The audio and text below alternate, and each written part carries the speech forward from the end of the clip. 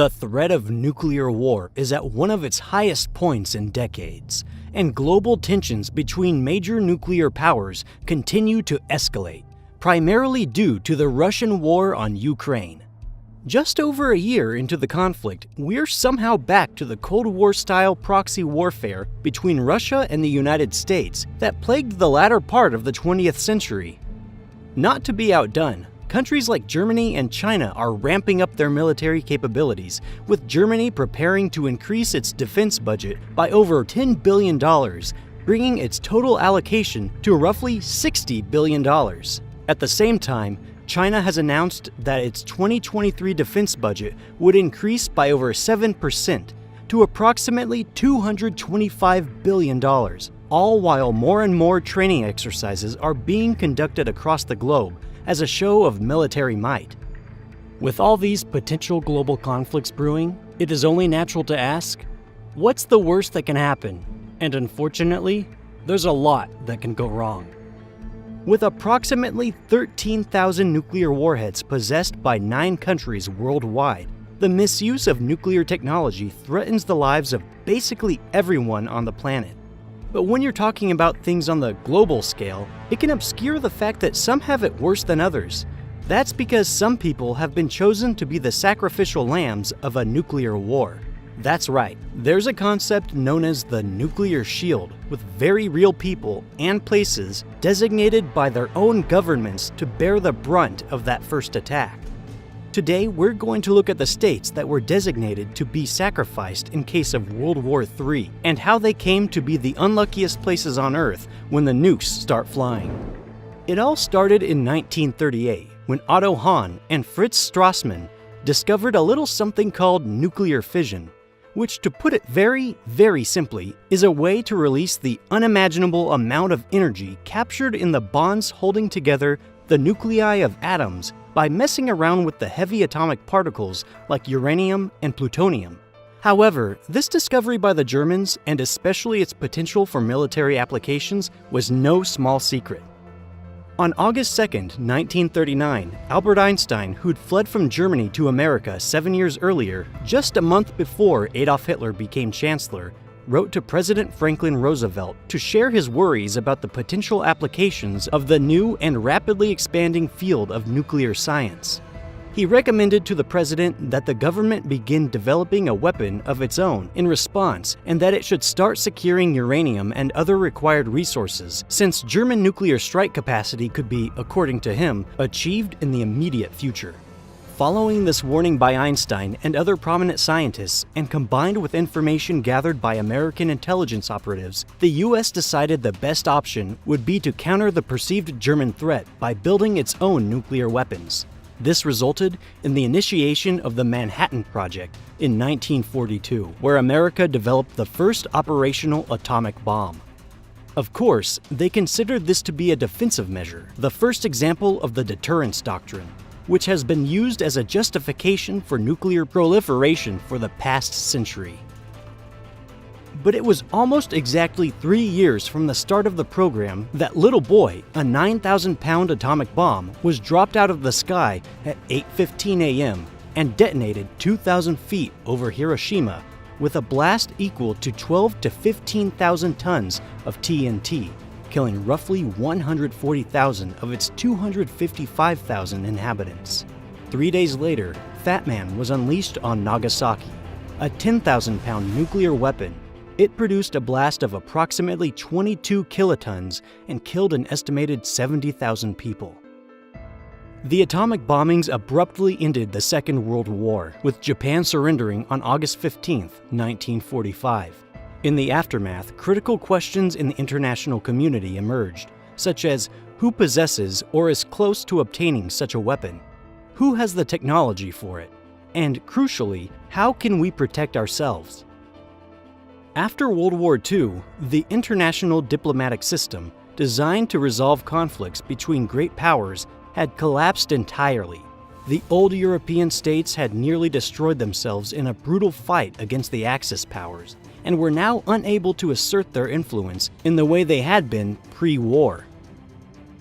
The previous international settlement system had crumbled alongside the European states it originated from, allowing the US and USSR to flex their muscles and compete for global superpower status, regardless of the consequences for their citizens.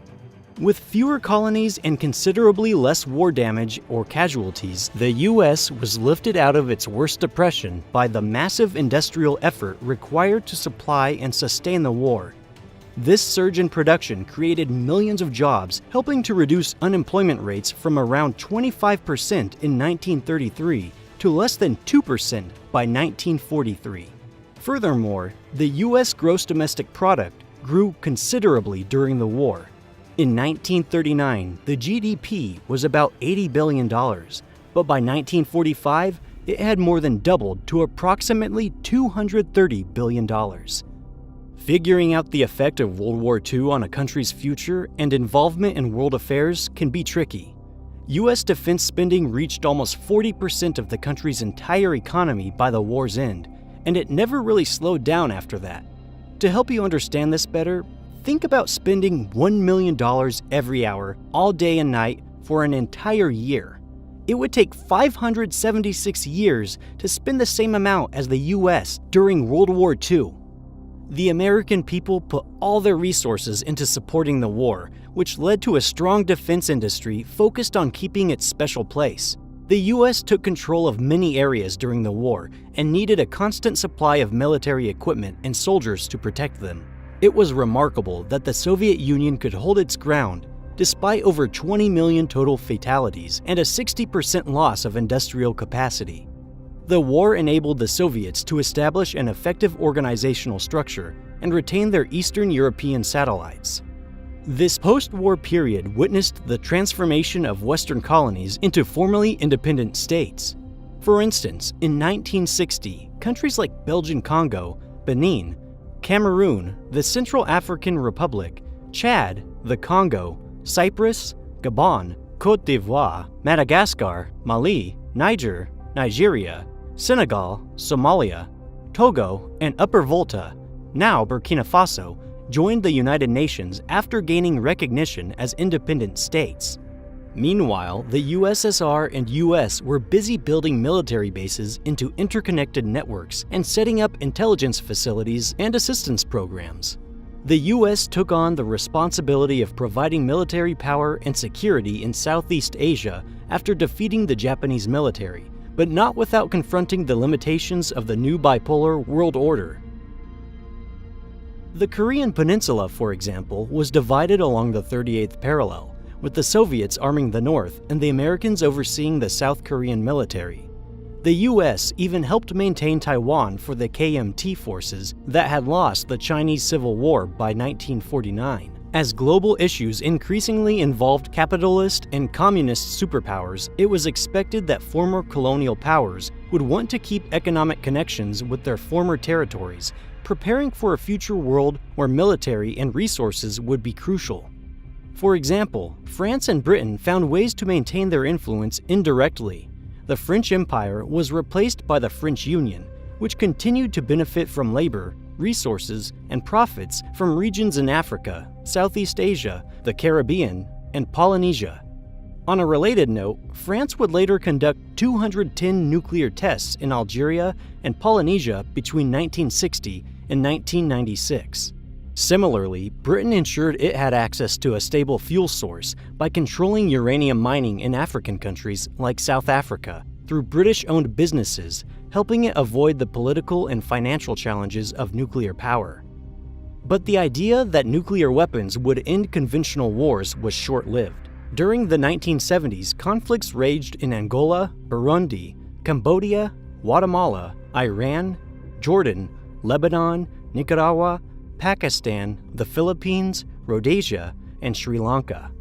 Wars persisted in the 1980s, with the Iran-Iraq War resulting in around 1 million deaths, and other conflicts either began or continued in the Philippines, Angola, Guatemala, Afghanistan, El Salvador, Nicaragua, Cambodia, Mozambique, and Peru, with the Soviet Union, US, or South Africa involved in nearly all of them. The nuclear age had not eradicated the sacrifices of soldiers and civilians worldwide. In fact, it seemed to be quite the opposite. The U.S. pursued an ambitious program of domination in all domains: land, air, sea, information, and even space. Harold Pinter highlighted this during his 2005 Nobel Prize acceptance speech, noting that the U.S.'s official policy was full-spectrum dominance. In the role of a supreme power during a tense global struggle, American leaders felt responsible for managing world affairs, which sometimes meant making sacrifices, including potentially sacrificing some of its own people in the event of a nuclear attack. The United States began the construction of silos for intercontinental ballistic missiles, or ICBMs, to counter the potential threat of a Soviet first strike attack during the Cold War. The two primary types of ICBMs were deployed in these silos during the early years: the Atlas and Titan missiles. The Atlas missiles, first deployed in 1959, was the United States' first operational ICBM. It had a range of approximately 9,000 miles and could carry a nuclear warhead with a yield of up to 4 megatons. Atlas missiles were initially placed in above-ground launchers, but were later moved to underground silos for better protection. The Titan missile, a more advanced and powerful ICBM, was introduced in 1962. It had a range of about 10,000 miles and could carry a 9-megaton nuclear warhead. Titan missiles were placed in hardened underground silos, making them more resistant to a potential enemy attack. Some of these silos were also equipped with a 2-stage liquid-fueled rocket system, which allowed for a quicker launch. The first silos were placed in several states across the Great Plains, including North Dakota, South Dakota, Montana, Wyoming, Nebraska, and Colorado. These states provided vast remote areas that allowed for the strategic placement of silos, ensuring the safety and security of the missile systems. However, the presence of these silos also meant that the people living in these states were at a higher risk of becoming targets in the event of a nuclear attack. While the placement of the silos in these states aimed to provide a strong deterrent against potential aggression from the Soviet Union, it also put the lives of the residents in these areas at risk. In the event of a nuclear conflict, these states would likely be among the first targets, as enemies would aim to eliminate the United States' ability to retaliate with its own nuclear arsenal. This would leave people in these states vulnerable to catastrophic destruction, making them potential sacrifices for the greater good of the country's defense strategy. However, the people living in these states weren't the only ones who could experience a nuclear attack. Given the increasing power of nuclear weapons, it was becoming apparent to American leaders and the public in general that anyone could potentially be a victim. So in the early years of the Cold War, the U.S. hurried to develop a complete national security plan, utilizing every possible resource to their advantage. For example, the National Highway System was built to improve troop movement and enable the evacuation of large cities in case of a crisis. However, faced with the danger of nuclear attacks, it was unclear whether people would be better off seeking shelter or fleeing from cities to avoid potential devastation. The National Security Act of 1947 established the Department of Defense and the CIA, while President Truman set up the Federal Civil Defense Administration, or FCDA, in 1950 to address internal safety, risk assessment, and strategic preparations. The FCDA faced the daunting task of assessing and responding to novel and evolving threats to America's national territorial security. Under Eisenhower's administration in 1955, it advised every family to keep a 7-day supply of food and water on hand for an atomic emergency. The initiative, called Grandma's Pantry, attempted to penetrate public consciousness with slogans like "Grandma was always ready for an emergency." However, as most urban pantries were above ground and vulnerable to atomic bombs, the public eventually realized that this strategy was insufficient. Before the duck and cover era ended, the U.S. Department of Agriculture introduced its Doomsday Food in the early 1960s, a Bulgur wheat biscuit dubbed the All-Purpose Survival Cracker. This somewhat underwhelming solution fell well short of the desired full-spectrum dominance. It wasn't until September of 1961 that President John F. Kennedy dramatically addressed Americans in Life magazine, opening by saying, "My fellow Americans, nuclear weapons and the possibility of nuclear war are facts of life we cannot ignore today before going on to present an ambitious plan. No, nukes would not be dismantled and banned forever. Kennedy had a better idea. The idea was the Fallout Shelter program, an enhanced run-for-cover operation in the event of a nuclear strike that could save up to 50 million Americans. The National Fallout Shelter Survey and Marketing Program aimed to identify buildings with potential as fallout shelters, offering protection from residual radioactivity rather than the blast itself. Fully reinforced concrete blast shelters would have cost nearly $200 billion, a price deemed too high, especially considering that U.S. military spending in 1961 was over $54 billion, a whopping 9.2% of that year's GDP.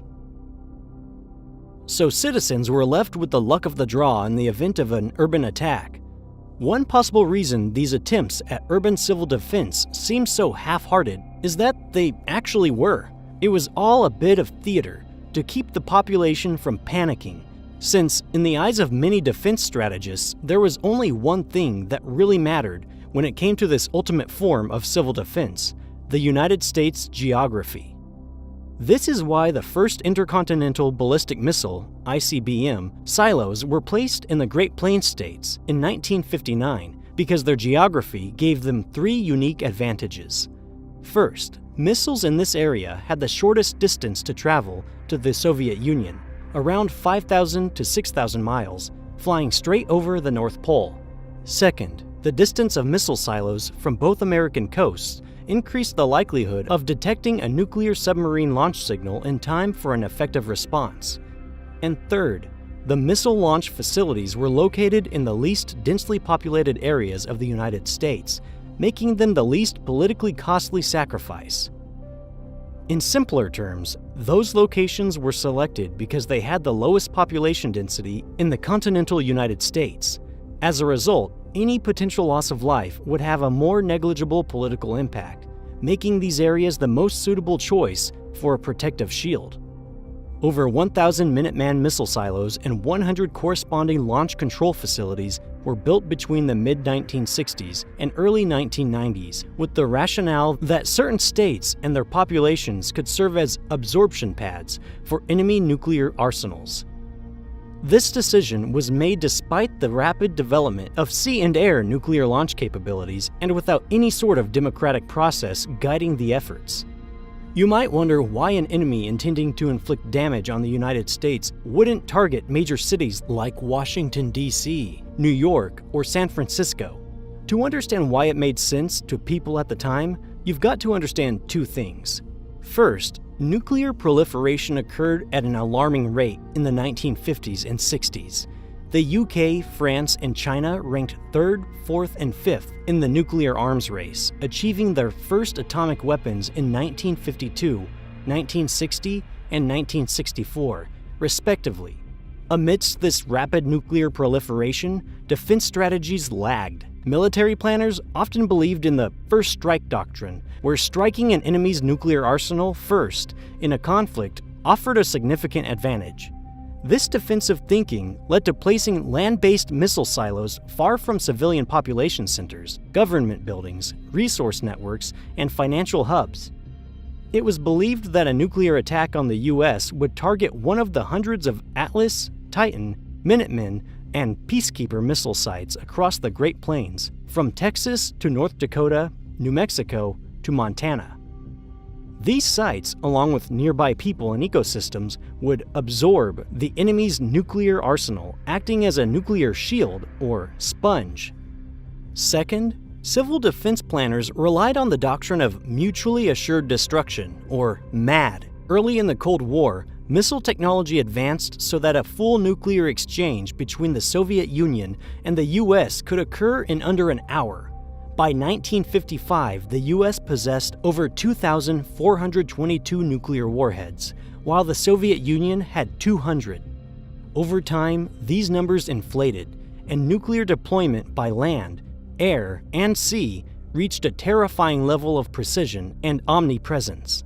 By the time the Soviet Union collapsed in 1989, The United States and the Soviets had amassed over 90% of the world's 58,342 nuclear warheads. If any country launched a nuke, global destruction would likely follow. Thus, the US's primary national defense strategy rested on the promise of total sacrifice, creating the illusion of absolute safety. International nuclear politics operates on a massive contradiction, evident in the paradox between deterrence and denuclearization, or disarmament.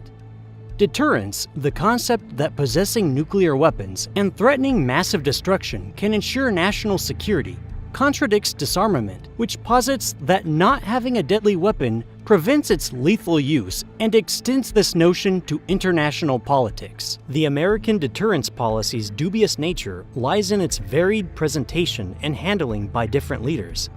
For example, when President John F. Kennedy signed the United States into the Partial Nuclear Test Ban Treaty on July 25, 1963, he stated from Moscow, "This treaty merely gives us time, a breathing space until we have finally abolished these weapons of mass destruction." Considering his inexpensive fallout shelter plan from just 2 years prior, Kennedy might have genuinely hoped for a miracle. However, his actions didn't reflect such aspirations. In 1972, Richard Nixon signed the first Strategic Arms Limitation Treaty, known as SALT I, with Leonid Brezhnev affirming both nations' right to maintain the strength necessary to defend its independence. Nixon acknowledged that in an unchecked arms race between two great nations, there would be no winners and losers. By the time Reagan, an avid military spender, took office, Kennedy's Partial Nuclear Test Ban Treaty stood no chance. In 1983, Reagan proposed the ambitious Strategic Defense Initiative, a system armed with space-based X-ray lasers to detect and deflect incoming nukes. The government spent $30 billion on the project over the next decade before Bill Clinton abandoned it in 1993. Reagan aimed to use the military-industrial complex and its scientific resources to render nuclear weapons impotent and obsolete. It's important to note that since the atomic bombs were dropped on Hiroshima and Nagasaki, international efforts to prevent nuclear weapon proliferation have been continuous but notably ineffective. In 1946, the United Nations Atomic Energy Commission was established to promote the peaceful use of atomic energy and prevent military applications. The European Atomic Energy Community was created in 1957 with similar goals, and the International Atomic Energy Agency, or IAEA, was founded that same year. Despite the IAEA's role as the global watchdog for preventing nuclear materials from being diverted to military use, by 1980, 6 countries possessed 55,755 warheads. By 1987, at the height of the Cold War arms race, 7 countries had 64,452 warheads. And though the total number of warheads around the world had been reduced to roughly 13,000, the number of countries with actively deployable nuclear weapons has increased to 9, with Russia, the United States, China, France, United Kingdom, Pakistan, India, Israel, and North Korea all possessing them. The threat of rogue or dictatorial states with nuclear capabilities is often cited as a reason to maintain the US's nuclear arsenal in the era of credible deterrence diplomacy. This policy shift occurred after Bill Clinton abandoned Reagan's guidelines, which aimed to prepare the US for a prolonged nuclear war. Unfortunately, this approach doesn't guarantee peace. Consider Russia, which has increased military spending by over 30% since 2012, primarily focusing on nuclear warheads and control capabilities. As a result, it's unlikely the deterrence doctrine will fade anytime soon, leaving ordinary people fearing the escalating and potentially irreparable violence stemming from this rationale. In the mid-20th century, some experts thought that nuclear weapons had made conventional war unnecessary. But over time, this theory has not panned out. The spread of nuclear weapons seems to have actually made it more likely that they will be used, since they let countries employ the threat of their use as protection for non-nuclear attacks, and also lead to military action if a nation is thought to be creating nuclear weapons. For example, President George W. Bush initiated a lengthy, costly, and devastating war in Iraq based on the assumption of Saddam Hussein's nuclear weapons program, which ultimately didn't exist. The concept of a credible nuclear deterrent is intertwined with the inevitability of tensions and conflicts in international politics among nations of various strengths. The ideologies of first strike advantage and MAD rely on the potential for violence between global actors at any moment, making the threat of annihilating countless innocent lives a necessary component of a country's internal security, which understandably causes unease. The need to protect U.S. national security interests by any means necessary, and the idea of a just war or just use of force are prevalent in American nuclear politics. These concepts are often linked with just wars, considered necessary, and defending national security by any means as an inherently just cause worth fighting for if necessary. Despite the Geneva Convention prohibiting the use of force against civilians, some military experts use the distinction between peacekeeping and peace enforcement from the UN Charter to defend their right to use force in certain situations. International agreements notwithstanding, force is justified if it helps achieve a clearly defined outcome, particularly if the underlying principles or interests are deemed significant. Brigadier General Smedley Darlington Butler, who left the military in 1931, denounced the theory and strategy of warfare as legalized murder. He criticized the arms industry for profiting massively during wars, while ordinary soldiers faced death. Butler's testimony sheds light on the dark side of American internationalism, as he recounted his role in serving the interests of big business and Wall Street throughout his military career. Instances of Agent Orange used in Vietnam, atrocities committed by American-funded death squads in Latin America, and abuses at Abu Ghraib in Guantanamo Bay demonstrate the often distorted image of the Good Samaritan state. Ultimately, the pursuit of a just cause and the necessity of defense often intertwine, leading to sacrificial violence in the name of propagating American values, which sometimes can include sacrificing a country's own people.